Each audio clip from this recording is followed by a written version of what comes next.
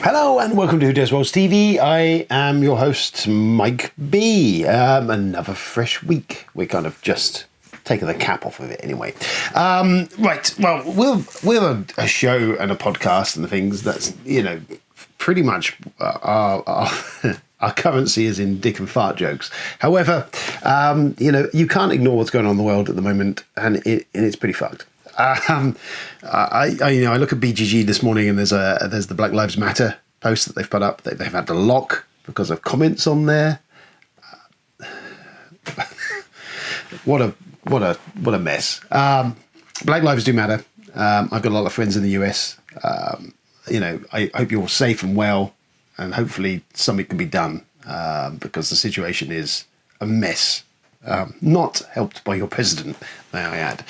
But there we go. So there's our thought for today. But moving on, moving on to other things. So, it is a sad moment anyway, generally, because today I probably would be filming a post-expo show. I would possibly have a bunch of games that I'd be going, oh, look, I got this, or I met this, I did this.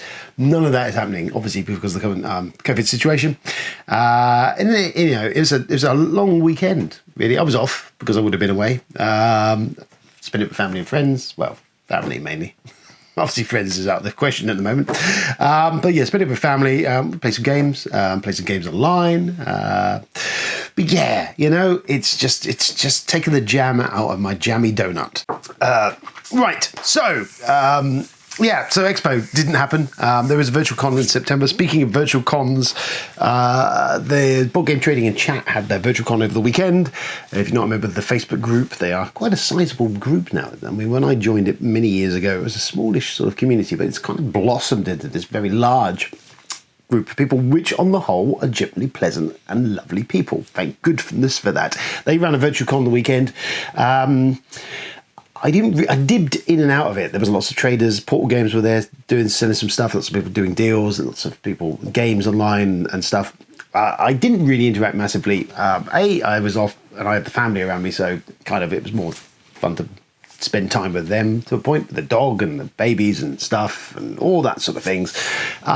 So yes, which is possibly the issue with virtual cons. Is it's the nice thing about a con is that you are there, you're away from the normalities of the world as we know it, and it's harder to maybe disconnect when you're not there. But yeah, hopefully you enjoyed it. If you went along or stayed along or virtually along, I don't know, whatever you did. It looked like there was a lot of activity, lots of people chatting and stuff was going on, which is kind of cool. Still don't know where I fall on virtual cons because it's very hard to disconnect from your world when you're at home still. It's just a weird thing, isn't it? So that happened anyway. But so there we go. Again, there we go. We've gone a lot. For Christ's sakes. Right. So games. I played some games this weekend, actually, over this week, last few days. I actually had a dabble in Board Game Arena. I've got a Premier pass to it. I've messed around with it a little bit and actually managed to get a couple of games in on that. We played K2, which I've never played before, and Rallyman, which I've never played before. Rallyman's only just gone up on Board Game Arena. And both of them, considering, they're lighter games, they're not as complex as some, but we managed to get a couple of games of 4 or 5 of us playing those, and with me skimming the rules, really, and kind of maybe the first round was a little bit of a mess, but we picked it up afterwards, and actually I enjoyed that. It was nice to have something a bit different to play, which was cool. Aside from that, I've also played some Solar Storm, which was sent to me to review. I've discussed this already. It's kind of a cool sort of a co-op-y, kind of pandemic-ish feel to it. I've filmed bits of review already on that one. I played a good few games there. I had a solo game of it. I played with the family. So I've got a feel for it. So I will be hopefully trying to edit that review and get that out at some point in the next week. We shall see. But yes, so that happened. So there's some gamage was played. Kickstarter. Let's have a look at the Kickstarter news. So Nemesis Lockdown is currently on Kickstarter. It's doing quite well for itself. I really like Nemesis. Lockdown, I'm kind of committed to it because I really enjoyed Nemesis, and more of the same. It's not a bad thing. They have made some tweaks to the game. It's like a multi-level story of the building in this one, which is set on Mars, sort of Doom-ish feel to it. So that's kind of cool. There's some new mechanisms in there. There's some monsters they've added, these sort of bat creatures. I don't know where I fall on this, because I was kind of hoping there would be more mechanisms to the creature, something a bit totally fresh or different to it, and it doesn't feel like that. It feels like it's kind of a 2.1 of it. However, probably backing it still at just the base level on that is going to give you quite a lot of other goodies. So there's lots of replayability there. If you're not playing Nemesis, I've done a Nemesis review video, and I also did a comparison piece between that and Lifeform. It's a good game. It's a solid game. It's actually it's a fucking great game. I really enjoyed it. If you're a fan of semi-cooperative, and especially the Aliens franchise or any of that sort of space alien stuff, it does it very well. It's relatively easy to teach and play, and it's a fun evening. It's a good fun. It's really, I've had not one duff game of it. I've really enjoyed it. So if you missed out on the boat on Nemesis, either of the two games, Nemesis is a perfectly solid, fine game, even if you pick that up from the Kickstarter. But Lockdown does look interesting. There's also an RPG that's popped up on there, which I forgot the name of it down. Hold that thought.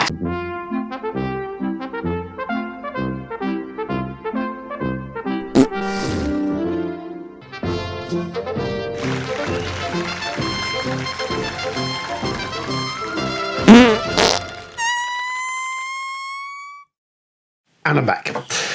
Alice is Missing is the name of it. It's an RPG, a silent RPG. It is, so the story is, it's a teenage girl goes missing in like a rural community, sort of like, I say Minnesota or something like that, snowbound sort of rural community, sort of just straight out of a Netflix miniseries. And she's missing, and it's her friends and people linked to her. You're all playing characters of those roles, and you're texting each other, and you've got setups of cards that give you your character motivations and some culprits that potentially involved. It looks really well done. The game plays in 90 minutes. It's got a soundtrack that runs alongside it, which sounds very cool.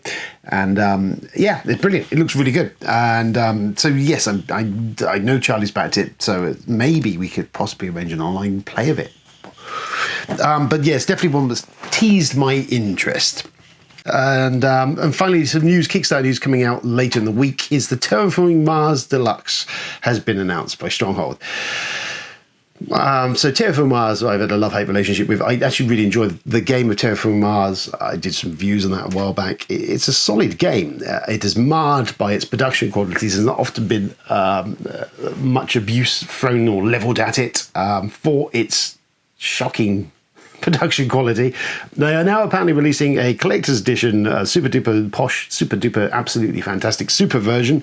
I don't know what it's going to be, but there's lots of blinged tiles and other stuff going on in there for, I imagine, a ridiculous price. I don't know who's going to back it. I mean, most of the people that desperately wanted to bling their Terraforming Mars have already done that. I would have thought by 3D printing tiles and stuff and all this. So it seems to me that really Stronghold are really late to the party on this one. Unless it comes out at a relatively inexpensive price, I am absolutely not interested in it at all. It's a good game, marred by shitty production and overpriced, in my opinion.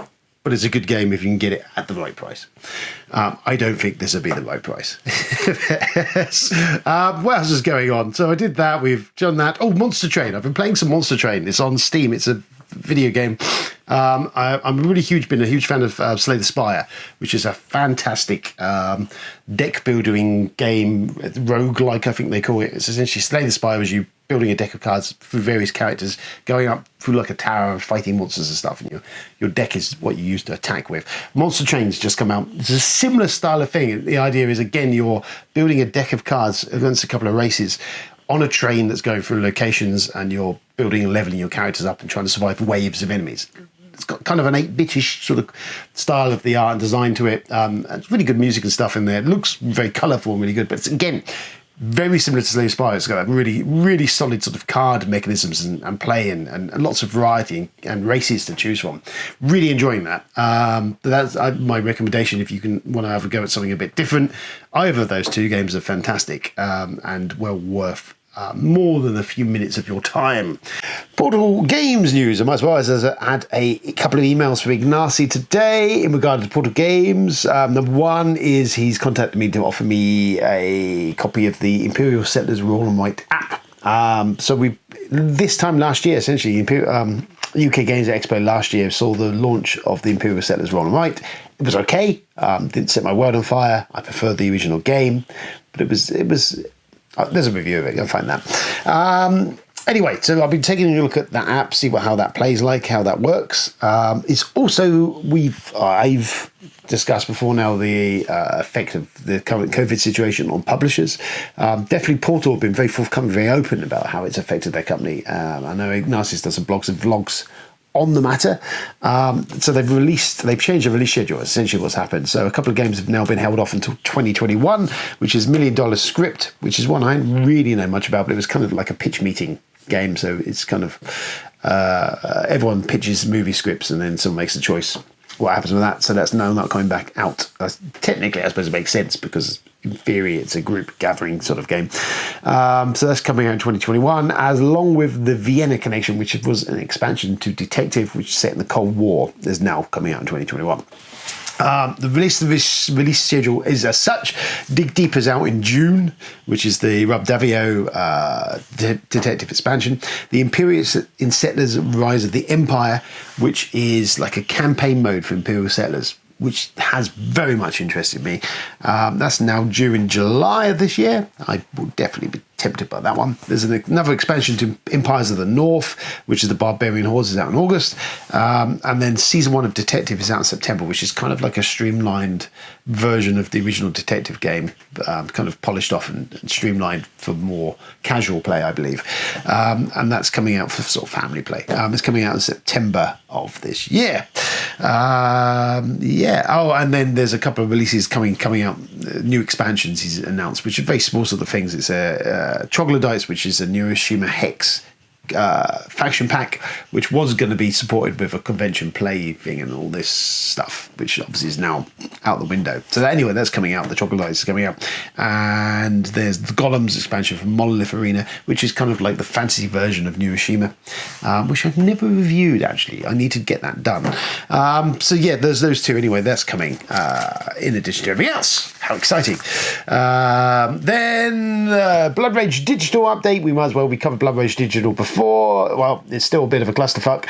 There is a big amount of hot fixes and patches have come out in the last week or so since its release, which you still have to beg to differ the question of how did this get through any form of playtesting? I've worked in the video game industry. I know this stuff works. How did that get through any form of playtesting at all to get to the point where it was released with the many problems we know it inherently had, some of which were game-breaking? It still seems to be a bit more stable. I may have a look, and the knock-on effect of that is pretty much, it's kind of stillborn.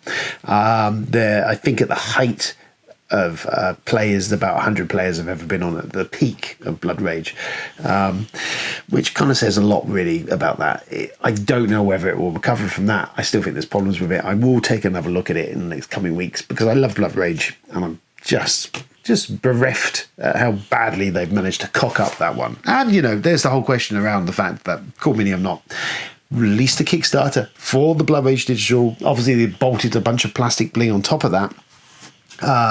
But people went in specifically for that digital game, and they've shown a complete disregard for anyone's interest in that, really. They, by releasing such a shockingly shoddily put together bit of software. And there's still people that haven't got the release keys, apparently. And whether that's down to their email accounts or not, I don't know. But there's still a lot of people seem to be missing the digital keys for the broken game. So there, well done, Core Midi. And then I've ordered myself a copy of the Helter Skelter expansion, The Dark Judges. Helter Skelter is a Judge Dredd re-implementation of Wildlands from Martin Wallace. It's really good kind of arena battle-ish type game with all the 2000 AD characters. Very cool. Love 2000 AD. The Dark Judges brings in another team you can play as the Dark Judges. Brilliant. But also a solo mode, so you against the Dark Judges, which is also a thing. The current climate has actually enticed me into it. Love 2000 AD. Mark Chaplin actually tweeted this morning.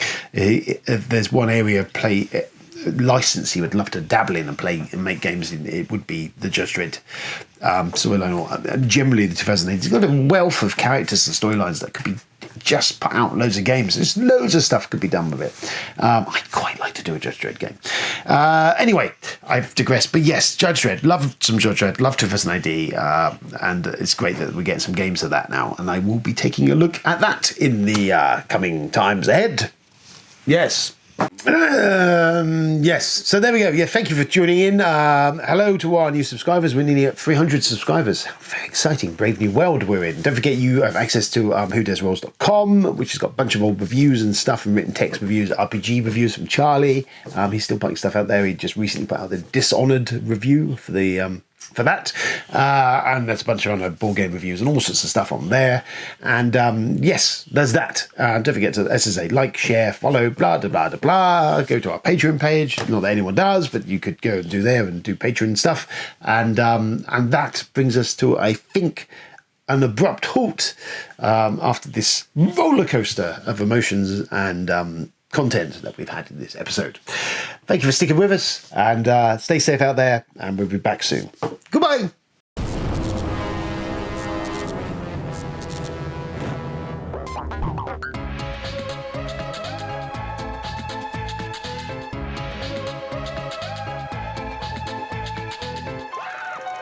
Bye.